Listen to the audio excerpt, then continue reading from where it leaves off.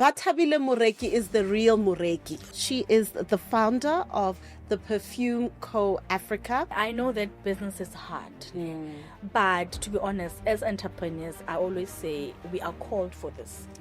You know, it's not just about running a business and making money. It's a calling. It's not everybody who wish or who wants to be an entrepreneur because they know the hardships of coming with an entrepreneur, but it's also a fulfilling. Your ability to always say, what next? If something isn't working, what next? If this is working, how do I leverage it? And you know, business, some things are for a season. So imagine now if you are the CEO or the HR manager having to answer into other families to say what happens for the person to be deceased in their jobs. So there's a challenge in everything. So we cannot now think that entrepreneurship is the worst.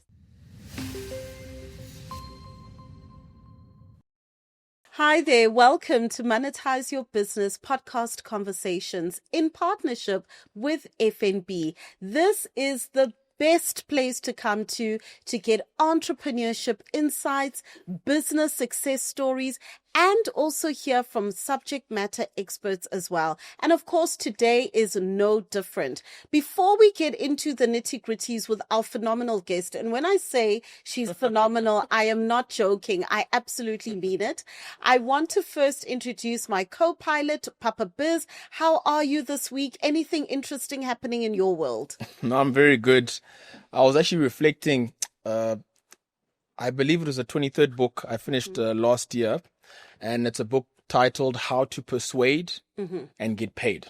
It's written by Phil Jones. And one aspect that I really liked that he spoke about is that as a business coach and consultant, he'll be brought into different businesses, especially when a business has reached a bit of a plateau and they're not growing. And he'll get in, and this is what he gets paid the most for, he says in his area, is he gets in and he asks them, okay, great. The obvious is that you need to get in more customers. Yes. Okay, that's very obvious. Now, let's look at when was there a period when you had quite an upshot in customers coming in? Whether it was in the beginning or the middle, what was that period and what were you doing during that period where you got in a lot of customers come in? And then they discuss different things. He writes them down. He writes it down. He writes it all down. And then he says to them afterwards, okay, great. How many of those things do you currently do? Yeah. Because now the business has grown, they've lost touch with the basics and so on and so forth. And afterwards he finishes off, and this is where they all say the same thing to him. They say, wow, this is actually the best idea. I don't know why we never thought about this. Yeah. He tells them, you see these things that you don't do anymore? My great idea is, I think you should start doing them. Yeah. Absolutely. You know, and he says this is something that he gets paid the most for, because sometimes when you're growing a business, there's a part where you're doing things, you're just doing things to bring in customers, and you're not really taking down any notes or anything of the sort. And then the business has grown to a point you're managing staff, and then you're managing supplies, and you're doing all these other types of things, and you've forgotten the core basics, and that's actually what's brought you to a plateau. And that really resonated with me, just to sometimes just go back to basics and really think, okay, we've hit this point here. How do we grow? What actually worked when you saw a big increase in customers? Go back and do those things. Write them down and go back and do those things. Yeah, it's so true, because, you know, as business owners, sometimes we don't sit down and look and say, what is working? What am I doing to make this thing work? How do I do more of this so that it can work even more? So I think that's brilliant takeaway. Thank you so much for sharing that. Today's guest is somebody who's doing something very right. Yeah. She is absolutely phenomenal. She is the founder of the Perfume Co. Africa. I am proud to let you know this is my own personal bottle, because I do use this particular brand. It smells absolutely divine. Bathabile Moreki is the real Moreki. And what I love about her is she's making all of us Moreki. She's not just keeping it for herself. She's saying, let's all make money together. Welcome to the conversation, Bathabile. Thank Thank you so much for hosting me. Wonderful. It's such a pleasure to have a conversation with you. So many people say we look alike. The round face, the cheeks, and like, oh, I'm telling you, we've stolen each other's face. And then, of course, we both have a passion for entrepreneurship. You know, before we get into this amazing brand that you've built, I cannot begin to tell you how proud I am of you. Yeah. But your entrepreneurship journey did not just start with the Perfume Co. You've been in franchising, you've tried different things. Maybe let's get to know you as Bathabile, the woman behind this brand, a bit better. Where did you grow up? Where do you come from? And maybe a bit about your entrepreneurial journey. Yeah. All right, thank you so much. So I was born in a little home village, Qwaqwa, in the Free State. Oh, Free State. Okay. Yes, and my parents relocated to Mpumalanga Sekunda, where now I was brought up. I started my primary there. Okay. And we relocated back to Qwaqwa when my father got retrenched by Sason. Yeah, and my mother was a teacher, and she also used to have side hustles. She will sell anything and everything. There was a point where there was a shebeen in my home. Really? My father used to, working in the mine. Yes. And he was in recruitment. So a lot of people used to come to my house and chill and talking. Yes. Others are coming to look for employment. So my mother was like, as much as they're buying beers, why not do I sell this beer so that it's convenient? And from there, she started cooking meals and selling. Wow. You get hungry as well. They get hungry as they eat. Yes. So she started monetizing. Yes. Now we see that, monetizing. Yeah. It's something that we've been doing, but we've been for it. doing, yes. Yeah, but we don't charge. So she started charging people for that.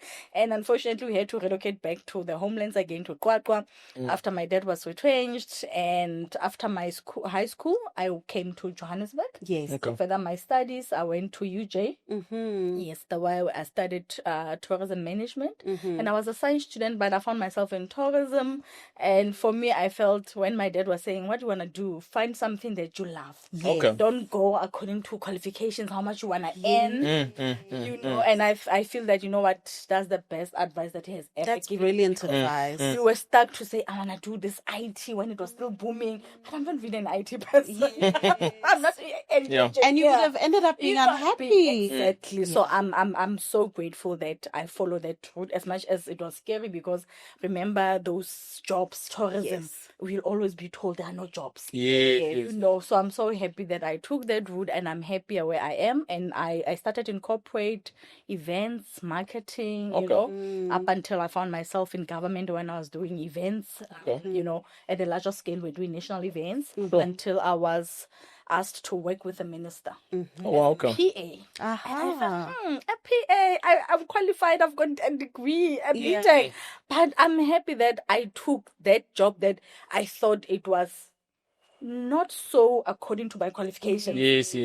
But I'm glad I went and I served there, because I think that's what opened my world into this business today. Okay. Because with the ministers, it was Minister for Arts and Culture. It was entrepreneurs, member artists. Yes. Okay. Picked up something from craft to music to clothing. We traveled the world. So I think that opportunity opened me up. I was serving tea, by the way, at PA. Really? We were still serving guest water, tea. Yes. When I'm traveling with my minister, I will iron her clothes. So I'm glad that I took that as well. Because As much as I felt it was a learning curve. And to be honest, it opened up also network opportunities. I could learn, I could see, and I could be access into other rooms that I would not have gotten those opportunities. I could learn something. Yes. I never thought I was learning up until now. I'm like, yes, when you look back. When I look back, I'm like, I was learning a lot. Start connecting those dots, Up until I was like, no, I'm inspired, because we then moved to Department of Women when it was first launched. Yes. So when I was there, that's when now I started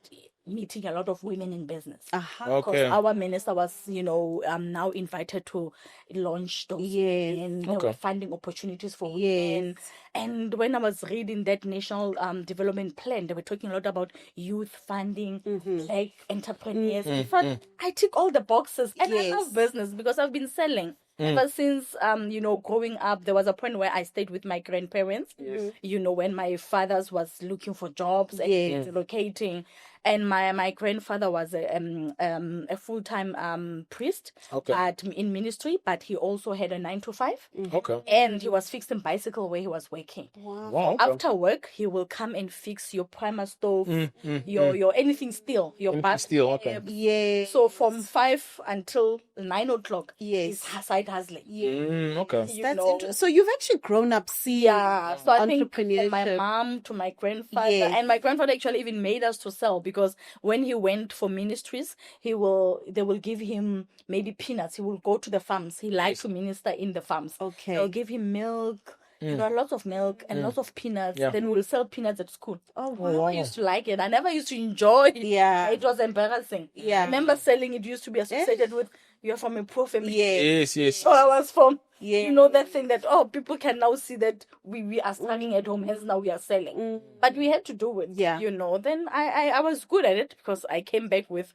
all the peanuts sold out. Those peanuts that you Brilliant. used to Yes. put in. Yeah. Oh yes, that yeah. And they're nice, hey? I love them. Yes. Yeah, so that's how the whole thing. And then when I came to Joburg, somehow I still sold. Okay. You know, I'll sell bedding. I'll go to a Jura when they've got 50% discount. I'll buy the bedding, come to Joburg, sell from your linen to your towels. Okay. I sold holiday vouchers because I was in tourism. In tourism, yeah. Told about these opportunities with hotels where you can Yes. sell their vouchers, they give you Yes. commissions. And I enjoyed having money, you know, Yes. extra cash. Yeah. Yeah. So even Because when I was it in empowers, corporate, hey?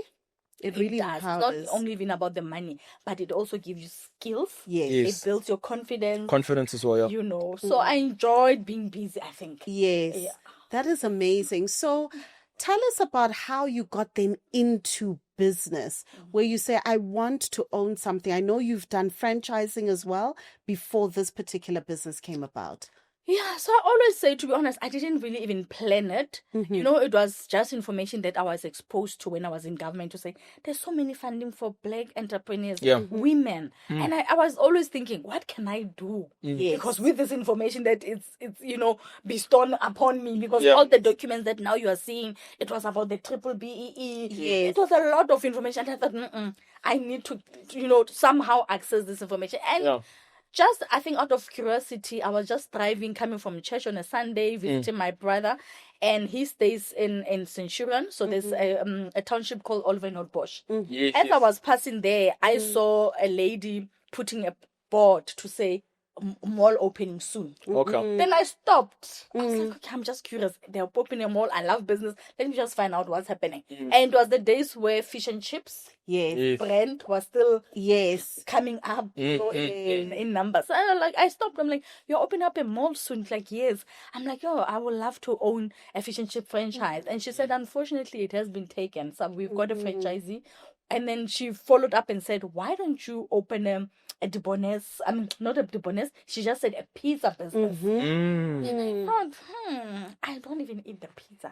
But I've seen in Gauteng. I'm from the rural areas. Yeah. I know pizza shops. I was not familiar with the product. Yes. But I remembered in Gauteng, people love this. They Love love the this pizza, yeah. pizza, yeah. People with boxes from the other Romans pizza. There's a lot of pizza. So Yeah. I'm like, man, I think she makes a good point, because Gauteng people, they Yeah. love that They do product. love it, yes. Also, she would know in terms of, I think, you know, there's a gap here and we need somebody to take this up. So Yeah. I was like, she knows something, because she deals with the mall. Maybe she's seen that it brings money. Yes. So I started now being curious, Googling, and all of a sudden, where you're driving, you start seeing a pizza business. That's what happens. You start seeing Yeah. people flocking in. Yes. And I now even realized that there was even a pizza store next to my work. But because I was not consuming the product, I never used to see that product. You never saw it, yeah? I visited it a lot more. That's when I started seeing that this product is loved. Yes. Okay. You know, in Gauteng, people love this product. Yeah. Then I started just, you know, thinking about the funding in government. Then I started contacting our National Empowerment Fund, Okay. who became my funder. Love. Oh, wow. Yeah, to say I would love to, you know, but they said, okay, you'll have to have these terms and conditions that once we approve you, you'll have to resign from government. Oh, wow. Okay. Okay. Yes. you Yes. cannot Because be they are teaching. linked. Yes. Yes. So I thought, okay, if there's an opportunity, why not? If things go wrong, I've got my qualification, I'll go back. You go That was back. my mind. That was what you were thinking, yeah. If it doesn't work, I can come back. Yes. Government, Yes. and continue to work or join a private sector again. Yes. Which is true, because entrepreneurship does include risk as well. Yeah. And something that we get often asked, and we'll try and connect different entrepreneurs to different funders and things like that. When you applied through the National Empowerment Fund, that's NEF, Yes. did you find that it was easy to follow? Did you find that they were helpful? Was it difficult? To be honest, I always say this. Funders, remember, they sell money. They make money when they've got clients. Yes. So they'll go out their way to kind of give you ideas how to complete the forms. Even with NEF, they've even went step further now. They even have a template of financials. Oh. Okay. That's how now, when I was to guide you, even for me, when I started, it was in 2013. Yes. The application form was so detailed. It asks you a question. You just answer that question. Like, it will start with your information. It looks overwhelming, but to be honest, it's something that you are doing day to day in your business or in the business that you want to start. Yes. So you just need to kind of apply your mind. If you don't have an answer, go out, to the market, do some research, come back, and it's like an open book. Yes. It looks overwhelming because of the number of questions that are there, but it's nothing difficult. And if you don't even understand, you can even go back to their consultant. They sit you down and explain Really? how they really want it. So it's all about entrepreneurs that, what, sometimes we just run away to say, oh, this is too much. Yeah. But it's nothing difficult. Yeah. It's everything that the answers are there. If they ask you about market research, they won't just say market research. They'll say who's going to be your customers. They ask you even sub questions, even funding from the banks, the application forms. They've got those sub questions that you just answer those questions like an open book test. I love that. And what you're saying is very reassuring, because I think as entrepreneurs, a lot of people get intimidated and then they give up before they've even started. Right. And they've said, it's difficult. I'm not going to get the funding. And meanwhile, the money is there and they want to fund. And to be honest, the funders are looking to lend this money. Yes. Otherwise, even NEF, if they don't have clients, why would that entity be there? Yes, yes. So I think entrepreneurs just about, we get just overwhelmed. And remember, we want funding today. Yes. And it don't happen today, to be honest. It's a process that just to complete that application form well, it can take you something like 2 to 3 weeks. Yeah. Because you need your financials. So you need to go back to your bank statements. If you don't have them, you just need to go out and research. I used to stay to visit as the bonus outlet, because my first brand was the bonus. I used to sit there, count the numbers of people working in. Really? Because they wanted to estimate of how many pizzas you can sell in a day. Oh, and I mean, that's something that that's proper market research. Yeah. Yeah. And it helps you. I always tell entrepreneurs to say, one thing that I always advocate about funding. Funding will force you to do that research. Yes. So a lot of entrepreneurs, you start your business from your passion or from the skill that you have. Then you forget to capitalize on research. Yes. And research is the one that can actually, even when your business is going through tough times. Yes. Because you've got that research, you can go back to the kitty and say, what else can I pull? Yeah. 100%. What else did I learn? Yes. Because once you interact with those businesses, you'll understand that everybody goes through challenges. Yes. But they have overcome them. Yes. So you can learn from them. You don't even have to reinvent the wheel. Yes. You can learn from them to say, how did you overcome this challenge? How? Because it's a business you learn every day. Okay. 100%. I want to check. So, I mean, just before we go into Perfume Company now, these franchise businesses, how long were you within them? And then also, what are some of the biggest lessons you learned while being in that?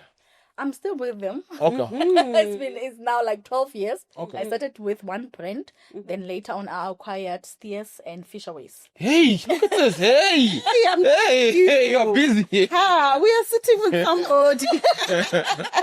Okay. She likes to hype me up. So the biggest challenge, I don't want to lie, people think, franchising is easy, babe. No, it's not as easy.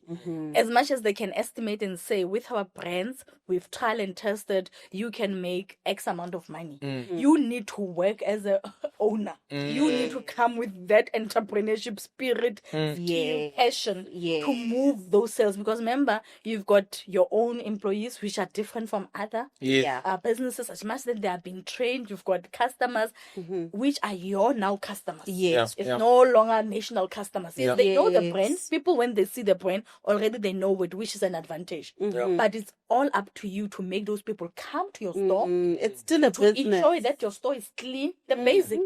You know, it's from just small basics. You know, as much as they know the brand, but when they see that your store is not that neat, people will just turn back and not even buy. Because it's food You know, involved. it's food involved. If you don't have enough stock, you know, if you're not managing your stock properly, people will come there and then they won't find the product that they need. They won't come back again. 100%. Because remember, as entrepreneurs, that's what sometimes we do. You see this money in the bank, you assume that it's your money.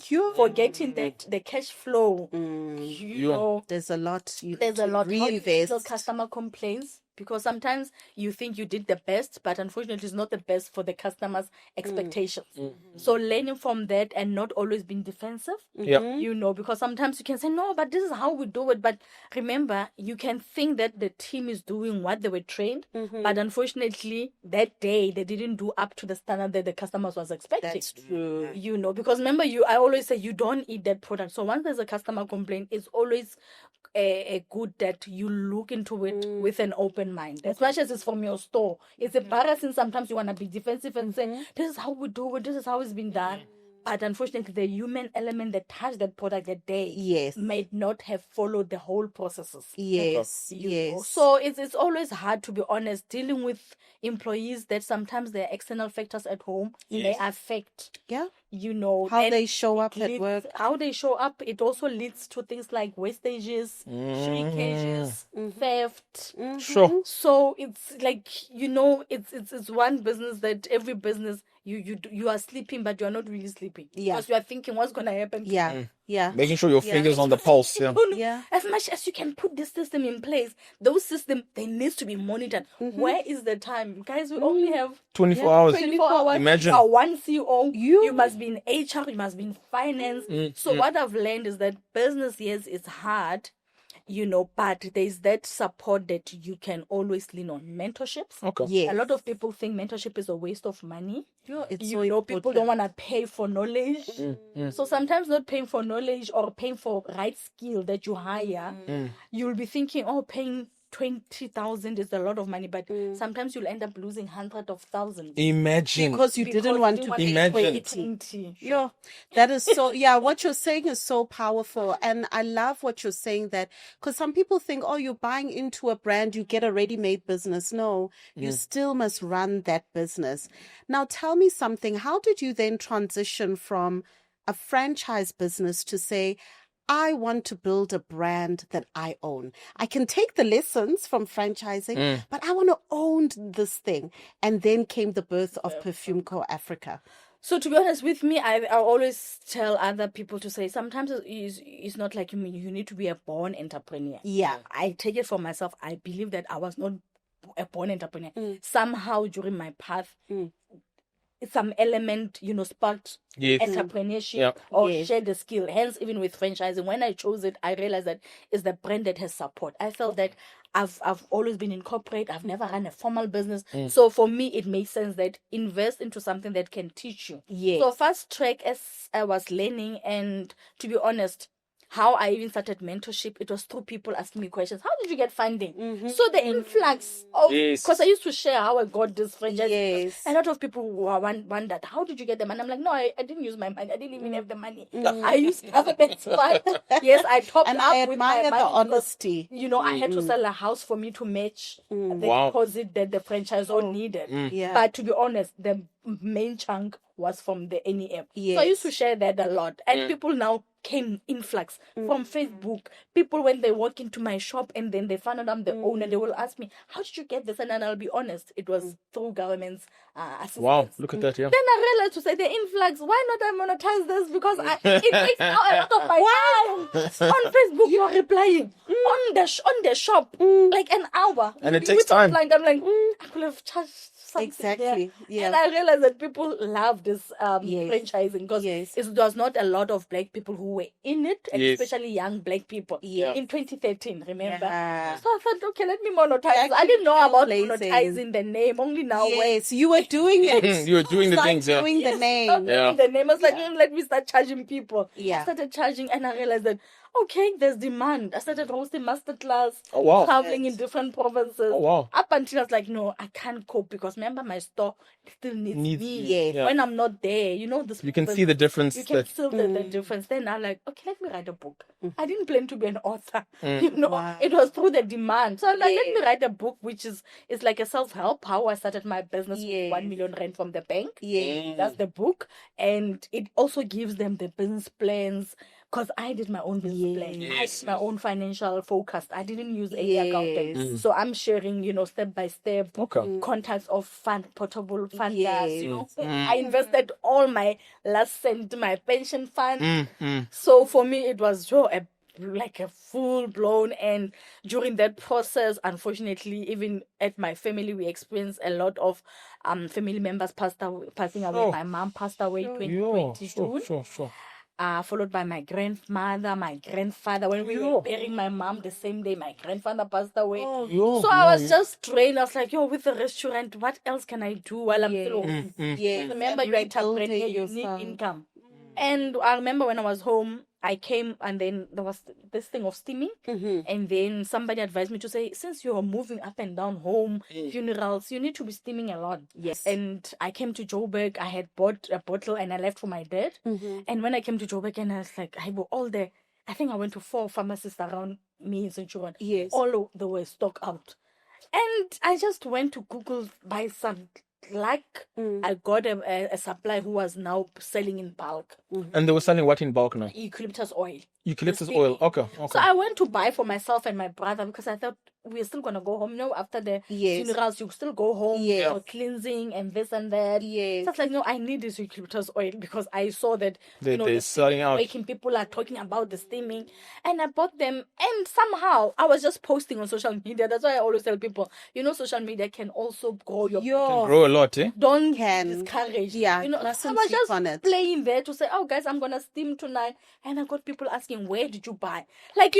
Questions popping up, comments. I'm like, why is this product in demand? Because remember I was home in Yes. Makaya and then you are busy, you're not really on social media all the time. Yes. And I come back, I'm like, why is this product so in demand? And then I was joking, I said, no, I'm selling. People are like, your account number, please, I need pictures. Your account number. I think that night I slept with about 3 to 5 people who have deposited money into my account. I went to buy for them. And I came back, I'm like, no, man, I can't do this for free. And it looks like it's in demand because I started now seeing a lot of comments that, no, I can't find eucalyptus oil. Can you give me a plug? Those things were sold out. Yes. Yeah. There was even a waiting list in one pharmacist. I was like, this thing is now big. I'm like, no, I'm selling because now I've got a supplier next to my house. Yes. I'm not going to the restaurant all the time. Yes. I started selling. Within a week, I was ordering a box. Wow. And the box had about 500 units.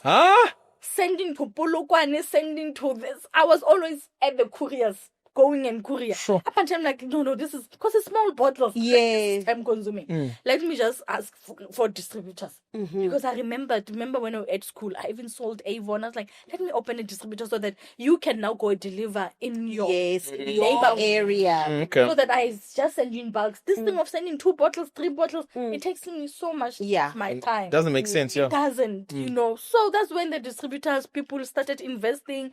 Within 6 months, when I looked in my bank statement, we had made over 1.3 million. Out of selling for 20 rand. Imagine.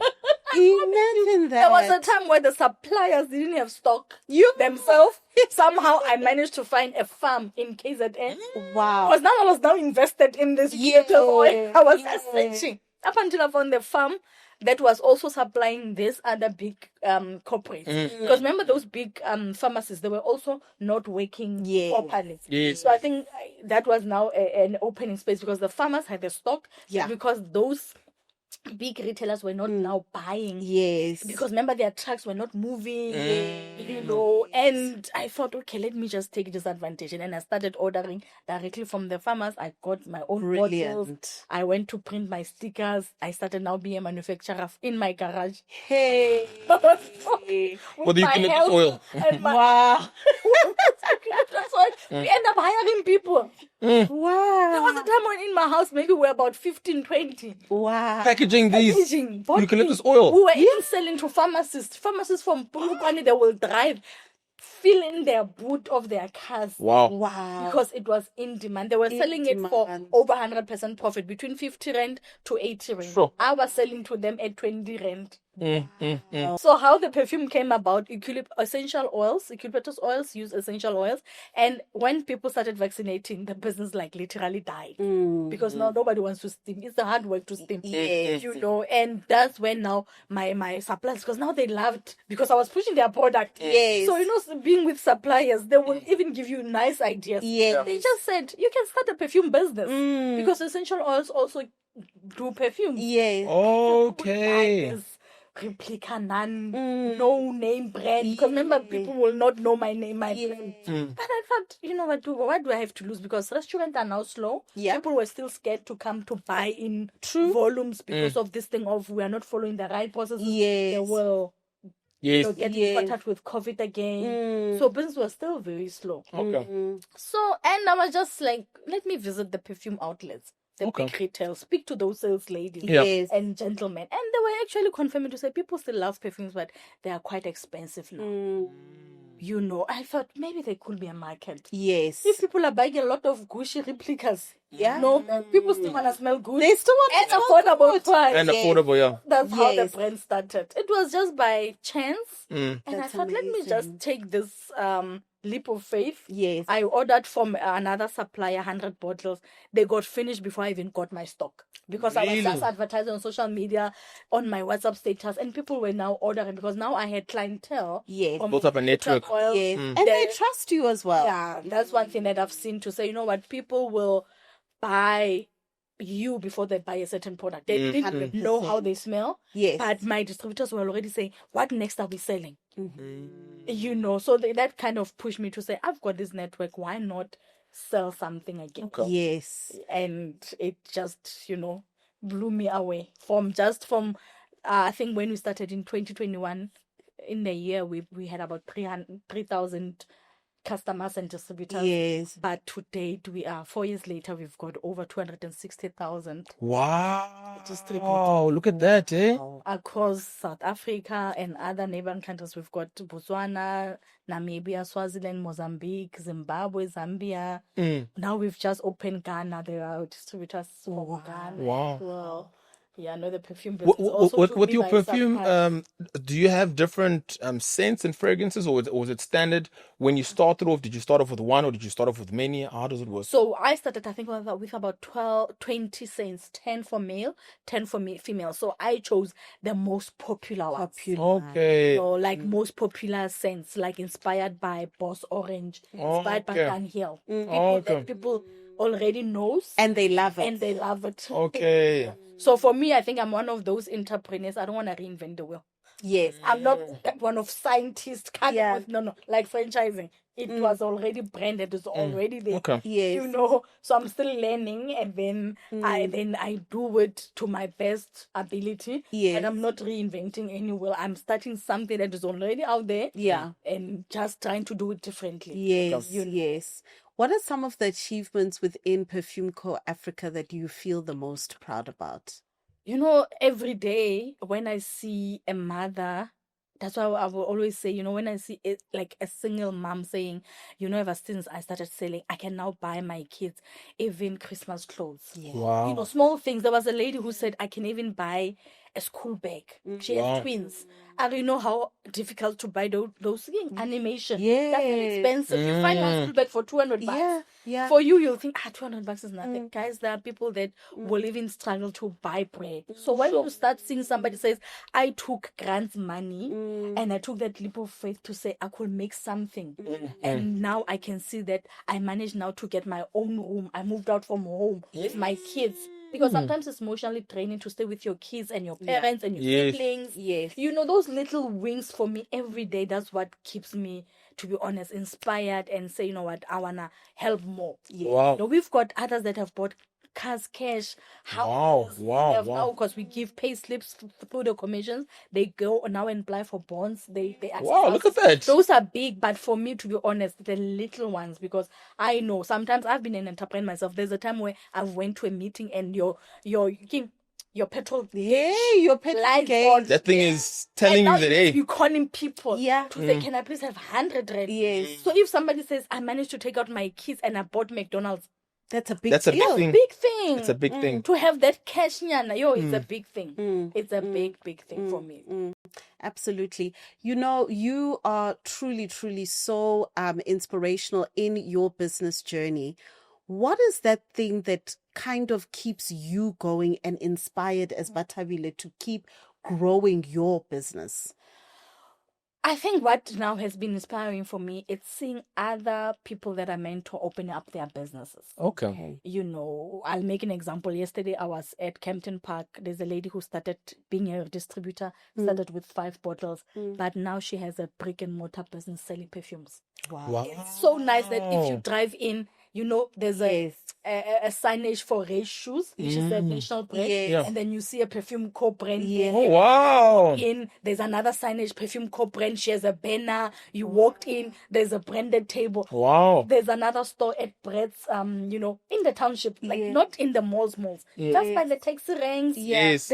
But it's brick and mortar, and you see them now hiring even their own family members. Oh, wow. Working with their Amazing. brothers, their sisters, to say, you know what, I'm so happy that we are able to, through our own contribution, because I always say our model, our franchising, is like a stokvel. Yeah. Yes. To help each other to create something meaningful. Yeah. And not only for ourselves only, but also for the ones that we love in our community. Yes. Because others, they hire people from their community. Yes. So being the change that we always say, let's be the change we want to see. Yes. You know, going Yes. every day, waking up knowing that, you know what, we are contributing to our economy. Yeah. We are employing people, you know, in our little corners where we started, because the Perfume Co was not a funded business. Yeah. I just started it from my own cash flow with 100 bottles. I didn't even have enough savings, because remember, as much as I was running franchises, they were financed. I was still paying loans. Yeah. You know, Just during so I COVID. didn't really have a lot of savings. Yes. The savings actually finished during that COVID, because I had to pay our employees. Yes. Because I was feeling like, imagine they have nothing. So let me just sacrifice the little that I have with them. Yeah. Yes. You know, so I didn't really have started with big funding. Yeah. Or because at home we had so much money. Yes. So I started with so little, but every day when I see this little going and extending to other people, and through job creation, something that is meaningful, I like once-off donations. Yes. So for me, really, really gives me more inspiration to say, can we go and open up in Mozambique? Can we go and touch 100%. other countries? You know. Yes. So Yes. for me, to be honest, that's what keeps me inspired. I love seeing making that change. Yes. 100%. It's very inspiring. And I want to check, I mean, as we wrapping up now, the audience, it's mostly entrepreneurs that watch. Is there any piece of advice that you can give to an entrepreneur that's watching this program based on your journey? Yes, so I'll just to say, I know that business is hard, but to be honest, as entrepreneurs, I always say we are called for this. You know, it's not just about running a business and making money. It's a calling. It's not everybody who wish or who wants to be an entrepreneur because they know the hardships of coming with an entrepreneur. But it's also a fulfilling, you know, journey. You know, making that change into other people's life. Yes. You know, making that change in even your lives, because there's a legacy that you are teaching your kids. You know, you might not make millions today, but your kids are learning. You know, this could afford your kids even better opportunities. Networkings. Remember, as this generation, we are the first entrepreneurs in our generation. Yes. So networking for our kids, whether Very the important. kids getting a job. Yeah. Remember, we used to talk about connections a lot. Yes. It's networkings. This can open to your kids getting better jobs, you know, learning more. So for me, I'm always saying it's hard, but it's fulfilling. Yes. So we should not only look into the hard part, but know that it's not only you going. Even successful businesses, they still go through challenges. They still go through hardships. That's why you said once a business starts growing and then they don't see that growth anymore, what has happened? You know, so even big businesses Yeah. Yes. that we see every day, they go through challenges, they go through Yeah. court cases, they go. Of course. You know, I was actually having a conversation with my partner, and then she incorporate. You know, the incident that happens there. It's They may Things happen. lose their lives. Yeah. So imagine now if you are the CEO or the HR manager having to answer into other families to say what happens for the person to be deceased in their jobs. So there's a challenge in everything. So we cannot now think that entrepreneurship is the worst. Yes. Okay, cool. Yes. No, good. You know, there's so many takeaways from this conversation. I think my biggest takeaway from you, Bathabile, is your ability to always say, what next? If something isn't working, what next? If this is working, how do I leverage it? And, you know, business, some things are for a season. The eucalyptus was for a season, but it built your confidence and opened the doors into the new next. So always looking to say, what is next? Sometimes feeling the fear, but doing it afraid anyway. I really find that to be so inspirational from you. Papa Biz, let me just throw the ball into your court. What has been your biggest takeaway from our conversation with Bathabile? Look, Bathabile, your story is incredibly inspiring. I mean, I got to know you through Haiti when you're connected as well for the Entrepreneurs Year End event that we had last year, but I was not as familiar with the story. And one thing that I'm picking up from you, because people often get stuck at the point, especially in the beginning, is you took on opportunities, jobs, with the focus on what you can learn, Yeah. as opposed to only being focused on what you can earn. Yes. True. Because even when you took that step, I mean, I could see the frustration in you that, you know, guys, now I'm a PA. You know, what is this now? People I'm used to mock us. I'm learned. I'm degreed, you know? Yeah. But the thing is that you took that approach and your whole emphasis, what can I learn here? Yes. And then going forward after what I can learn is then putting it into action. Yes. You know, that it's like being able to do even the market research for the franchise business. You went and you sat and you counted. Yes. I mean, that's how many people are buying. when we talk to people about market research, they don't know where to start. They don't know. Hey, sit and count. Yeah. Go and do it yourself. At night you call, how many, what's my order number now? Yes. I would like to order pizza. You're not even wanting to order, but Yes. You want to know. Yes. Yes. So yes, I've really enjoyed that, and that's a takeaway that I'm going to sit with. And thanks for being so candid and sharing regarding your stories. Yeah. It'll inspire the generation that are going to be watching this. Thank you so much. 100%. You know, we need these stories. We need these stories, and we need people who look and sound like us, coming from the spaces we come from, to show others what is possible. As a final closing, Bathabile, if somebody is looking and watching this and thinking, this is the opportunity I've been looking for. I've been wanting to start a business, or I want to expand my revenue streams, etc. What can they do? How can they get in contact with Perfume Co. Africa so that they can plug into this ecosystem? Okay, yes. So I'm available in all social media platforms under Bathabile Moreki from LinkedIn, because even as corporate people, we need a side hustle, hey? Oh, yeah. So that we can afford and get out of debts. Yeah. You know, you need an income, guys, so that you don't say they're not paying you enough. The companies are paying us enough. Yeah. You know, just that when you want a higher lifestyle, get a higher income stream. Yeah. So from LinkedIn to social media, if they inbox me, we've got a team that is managing our social media platform. Wonderful. Then so that we can just send them more information. We've got a PDF document about the business, how you earn.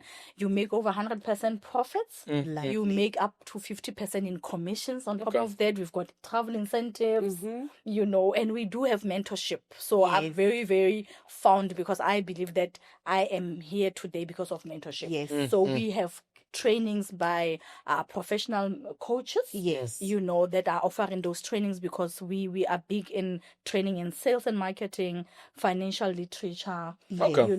as well as just personal development. I Very love good. that. I love that.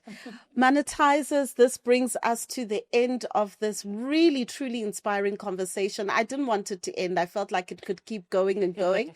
But we will certainly leave all of Bathabile's details within the description box. If this has really spoken to you, make sure that you reach out and plug into this amazing, amazing ecosystem. And remember to follow us on all social media platforms. It's at Monetize Your Business in partnership with FNB. And we will see you in our next conversation.